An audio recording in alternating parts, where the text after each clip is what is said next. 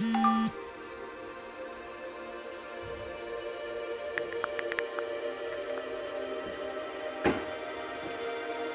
took the Nimbus 26s on holiday with me as my only running shoe to find out if they're actually any good. And I think they've converted. Now, I hadn't worn a pair of Asics in literally years, and I completely writ the brand off as no good for running. That was until I saw the Nimbus 25s last year. They were nice. Nice. And I had a big decision to make between the Nimbus 25s and the New Balance 1080 version 13. Geez, they're dirty, aren't they? And as you can see, I went with the 13s thinking that they would be good as the version 12s, and they weren't. And I missed out on a great shoe in the Nimbus. So I decided to take the Nimbus 26s on holiday with me as my only running shoe. Pretty risky, I know. To find out if Asics have actually changed since the last time I wore those shoes, which is probably in like year 6 of primary school. Now later in the video, I'll reveal why I think these shoes have convinced me to move over completely to Asics. But first, let's talk about how they feel on feet and how they went in my make it or break it holiday test.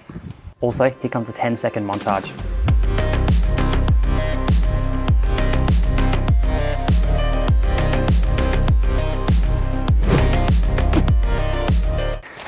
Now, I can't really be bothered to give you the specs on this shoe and all that stuff because there's 5 billion other reviews on YouTube that do that. So here are the specs. Pause and have a read. There you go. What I'm more interested in is how they feel in running and if they can survive my 3-day holiday test. And when I say that I only took these with me, I mean it. Shopping, walking, running, catching the flight, everything I did in these shoes. And surprisingly, I didn't get any blisters, which is actually really impressive, to be honest, because these shoes feel pretty light on the feet, despite having a really thick upper. I never had any issues with my feet overheating, which is usually the biggest cause of blisters when running. I also really like the sock liner and the heel cup on the inside of the heel. And I found that it really mitigates that slipping of the heel when you're running, which is also another thing that will cause some blisters, especially when running and walking and shopping. But I don't like how the midsole is much wider than the rest of the shoe. It sometimes felt when I was running like I was on a platform, like those weightlifting shoes. And that's not too much of an issue for myself because I'm a 4-foot runner, so I don't really use that heel too much. So that's not really a big deal. Another big positive is the outsole because it's super grippy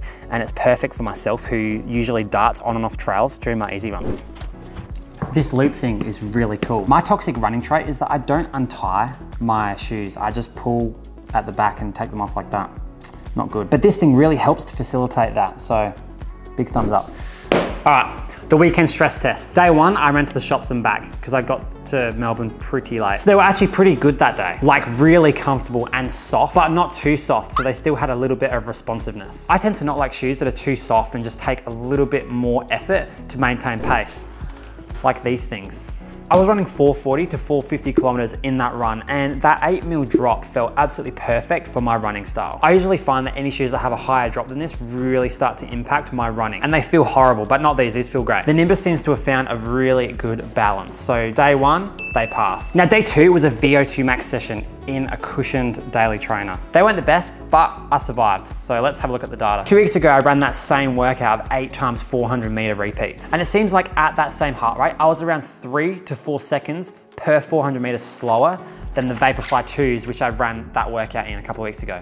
Geez, these look shocking, don't they? And of course, I wasn't expecting them to be just as good. That would be silly. But it's nice to know that you can still clip off a really quick session like this and survive to talk about it. I've tried to do the same in the 1080 version 13s and it was a horrible experience. It felt like my foot was bottoming out the foam every single step when I was running fast. And I personally think that daily trainers like this should be able to do a bit of tempo and up-tempo stuff every now and then without feeling like you're completely compressing all the foam with every step. So these passed day 2. Now day 3 was a 28-kilometer easy run with a surprise guest that I really wanted to bring home with me. So here's the data. A pretty comfortable easy run, though in the last 5 kilometers I was getting pretty tired. So that's not the fault of the shoes for me slowing down a bit. It was actually my lack of fueling during the day and during the run when I was sightseeing around Melbourne and playing with a cat. But the shoes felt really good on this run. Once again, in that 440 to 450 kilometer range, they felt so comfortable. So this day was quite warm at around 28 degrees. So I was kind of worried when I got to the halfway point to turn back that maybe I would get some blisters on the way back. But luckily I was all good and my feet didn't overheat, even though these are pretty thick boys. And luckily this shoe really shines in the long, slow, easy runs because they're so soft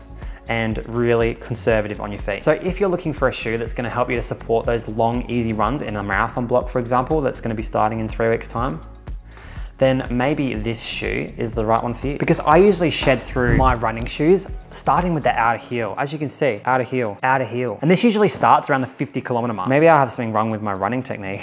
And look, they're still looking good so far. And I've run probably 150 kilometers in them so far. Unlike those white bricks I just showed you, they're no good. On one note, we have the V13s. They're just way too soft. And like I said before, it just feels like that foam just bottoms out after every step, especially in this pair that's been ran in to death. And I'm forced to run really slow in these, which absolutely sucks. These need to go in the bin, but here are some shots of when they looked fresh.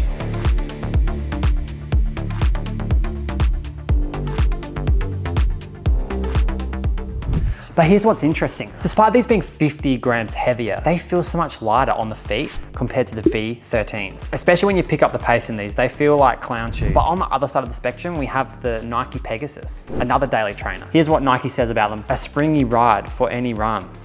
A springy ride. These shoes feel way too stiff for a daily trainer. And not in a good way, like a carbon plated shoe. It feels like you're running in a pair of shoes that has a midsole made from those thick rubber gym mats. And for a daily trainer as well, the fit is very narrow and it's not comfortable. But let me know in the comments below what your favorite daily trainer is and if I should go buy them. So Asics have really nailed it with this shoe, and I think I'm probably gonna end up buying a couple of pairs of these, especially if they go on sale. But here's the thing, there are actually a couple more reasons why Asics are becoming a really good brand for runners and why I'm making the switch.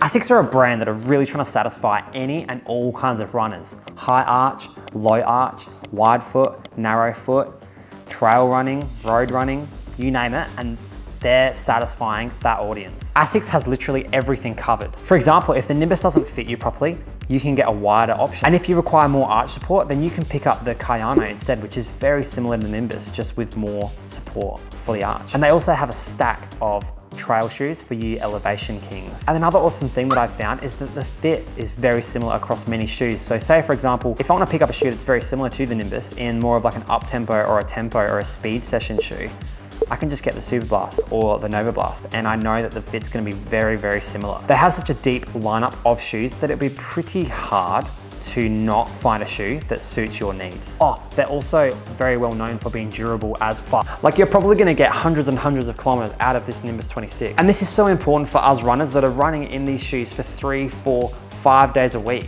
and doing high mileage. And even in the race shoes, they have two different kinds of shoes depending on the type of runner that you are. For example, the Metaspeed Sky is designed for the more striding runners, like the longer leg runners, whereas the Metaspeed Edge is more for the higher cadence, shorter leg runners. You've seen them people at park runs and stuff like that. A mega shoe lineup for Asics, right? I'll be testing those two race shoes in the near future to see which one actually suits me best. But anyways, the Nimbus is a banging shoe, but there are a couple of small downsides that you guys need to know about. The tongue, for example, kind of sucks. It makes no sense that they have such a well-made upper and then they have this flimsy, thin tongue that kind of can go from side to side like this. It has no supports on each side like some shoes do to stop it from moving. Why do they do that? In my 28K long run, I did adjust it on my right foot once. So that's not the worst case scenario, but it's still a little bit annoying that this tongue kind of sucks. Another big controversy of this shoe is the weight. Be right back, I'm just gonna find a scale. 336 grams. As you can see, they're fairly heavy, but like I mentioned before, they still feel really light and feel really responsive when you're running, so I don't care.